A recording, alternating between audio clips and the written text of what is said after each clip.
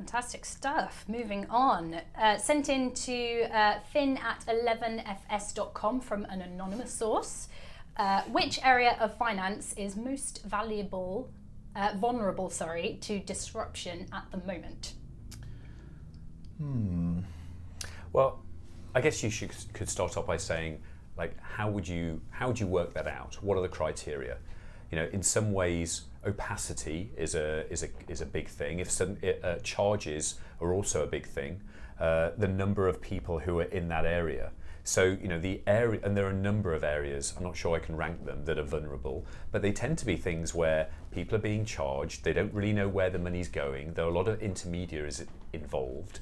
So that's everything from, you know, insurance, wealth management. I find crazy with the opacity of fees and charges and how all of that's working. But I think that those are the key points for me. It's a case of large numbers of customers paying seemingly large fees for predominantly digital transactions, with large numbers of intermediaries all taking a little slice. And we've seen that, I guess, play out across a number of areas, from the payment space into challenger banking, and now we're moving into sort of the SME banking world, transaction banking, wealth banking, you know, and insurance, you know, beyond that.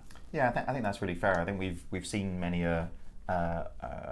processes that we don't necessarily understand what that charge is, but we're just happy that process wasn't screwed up in doing it. Therefore, that, you know, £25 admin fee or, you know, overhead charge that we just didn't understand. And I think, you know, like to your point, I think there's an interesting correlation between, we talk about that, like, fear of fucking up. If the customer is fearful of fucking up the process, they're more willing to be forgiving of a £25 fee for a mortgage thing that they don't understand, but they're happy they are not tethered to this thing for the next 25 years that may have been wrong. Now, that doesn't make it right. And financial services is not the only industry that does that. You know, I think solicitors and housing, moving housing, and all these different things is subject to that, really. But I guess the thing around sort of democratization of data and understanding, and, you know, really where we're sort of moving to people being a little bit smarter about actually how these processes works and where the bear traps are from a fees perspective, then it only takes one organization to break from the pack to go, we're not doing these things because it's a bad thing in this instance. Then it starts to kind of bring about a real change. I actually feel like you know, arguably, if we take it not just from a customer's perspective in terms of the vulnerability, I actually think, you know, IT departments in big banks are probably the most vulnerable right now, because actually I think they're in most instances being inhibited by out-of-date principles and processes, which is kind of difficult. You know, there's this interesting cycle really of aggregation and centralization and decentralization of where control for strategy sits. If it sits in IT, if it sits in the business, who's in control of the budget.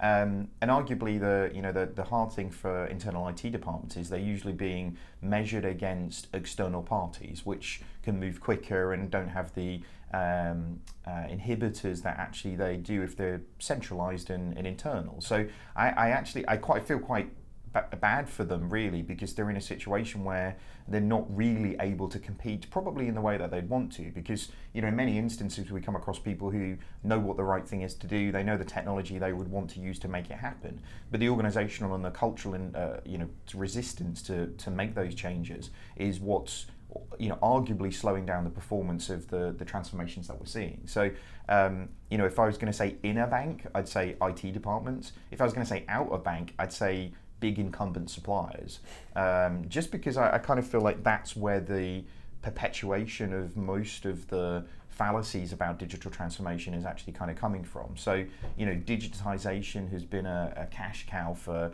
many consultancies for a decade. Because actually it was selling a dream to people that everything would be okay if you made these small changes that aren't a big deal.